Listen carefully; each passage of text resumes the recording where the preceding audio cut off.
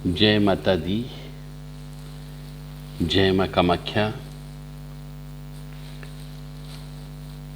शनि देव को शनिश्चराय क्यों कहा जाता है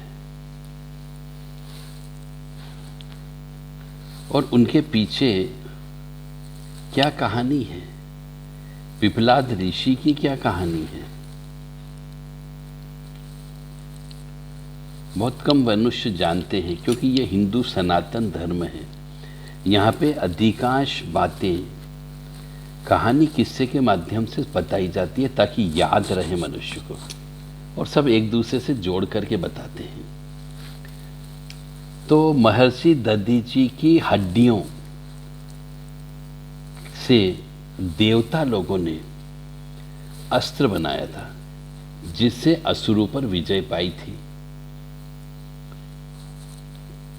जब शमशान में महर्षि दधीची के मांस पिंड का दाह संस्कार हो रहा था, तो उनकी पत्नी ने अपने पति का वियोग सहन नहीं कर पाई और पास ही स्थित विशाल पीपल के वृक्ष के कोटर में 3 वर्ष का बालक को वहां पे रखा और वह चिता में बैठ करके सती हो गई।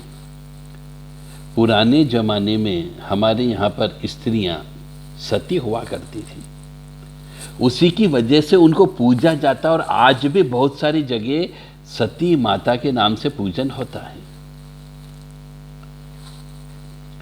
इस प्रकार महर्षि दधीची और उनकी पत्नी का बलिदान हो गया देवताओं के कार्य के लिए।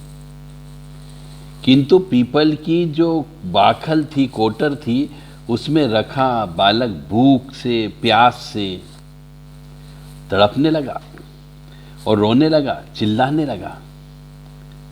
जब उस बालक को कोई भी वस्तु नहीं मिली तो भूखा क्या नहीं करेगा। उसने कोटर में गिरे हुए कुछ पीपल के फल होते हैं और पत्ते होते हैं, उनको खाना चालू कर दिया और उनको खा खा करके बड़ा होने लगा। जब वह ये चीजें खा करके बड़ा हो गया तो सुरक्षित भी रहा।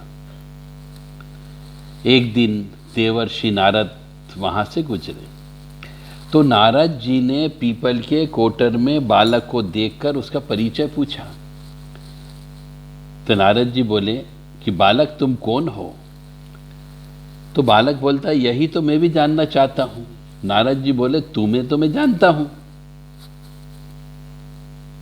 तब नारद ने ध्यान करके देखा। नारद जी आश्चर्यचकित हो गए कि हे बालक, तुम तो महादानी महर्षि दधीची के पुत्र हो। तुम्हारे पिता की अस्थियों का वज्र बनाकर ही देवताओं ने असुरों पर विजय पाई थी।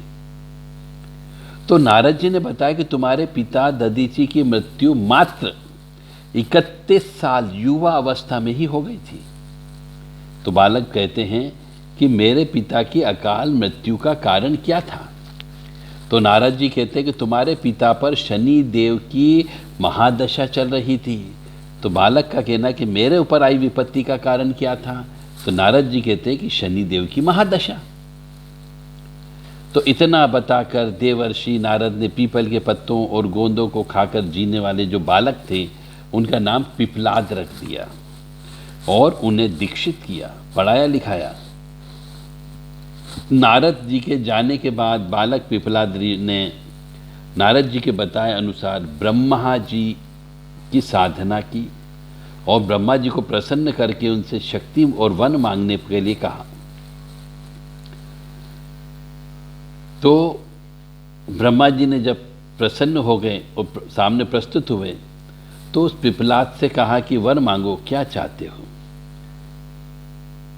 तो पिपलाद ने कहा कि अपनी दृष्टि मात्र से मैं किसी भी वस्तु को जला सकूं, ऐसी शक्ति दो, मैं देखूं तो जल जाए।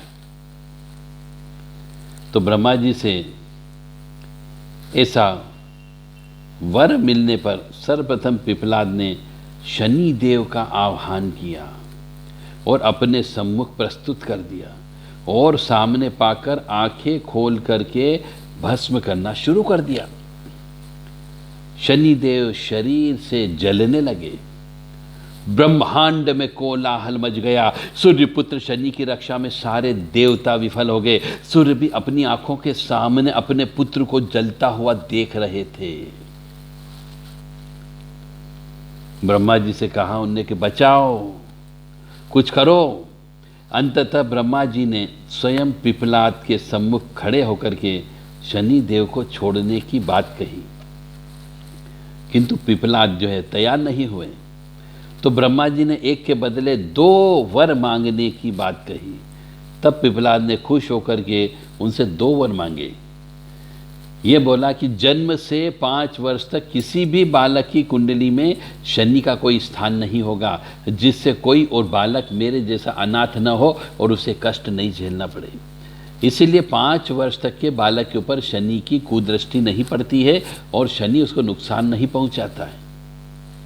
और दूसरा यह कि मुझ अनाथ की शरण पीपल वृक्ष ने दी है। अतः जो भी व्यक्ति सूर्योदय के पूर्व, यह हमेशा विशेष बात ध्यान रखिएगा कि सूर्योदय के पूर्व जो पीपल के वृक्ष पर जल चढ़ाएगा और उस पर शनि की महादशा का असर नहीं होगा। दूसरा उन्हें यह वरदान मांगा। तो ब्रह्मा जी ने तथास्तु कह करके ये दोनों वरदान दे दिए। तब पिपलाद ने जलते हुए शनि को अपने ब्रह्मदंड से उनके पैरों पर आघात करके उन्हें फ्री कर दिया, जिससे शनिदेव के पैर क्षतिग्रस्त हो गए और जलने की वजह से शनिदेव काले हो गए और वो तेजी से चलने लायक भी नहीं बचे। तभी से शनिदेव को शनेश्वर यानी शनेचरती यह यानी शनेश्वर अर्थात जो धीरे धीरे चलता है वही शनिश्चर है। और शनि को जैसे कि बताया गया कि आग में जलने की वजह से उनकी काली काया हो गई, अंग भंग हो गए। तो इस प्रकार जगह जगह शनि की काली मूर्ति बिठाई जाने लगी और पीपल वृक्ष की पूजा की जाने लगी। यह हमारे भारतीय संस्कार, संस्कृति, परंपरा, रीति रिवाज है। और वही आगे चलकर बालक पिपलाद ऋषि के नाम से प्रसिद्ध हुआ और उपनिषद की उन्हें रचना की, जो आज भी ज्ञान का वृहद अगाध भंडार है।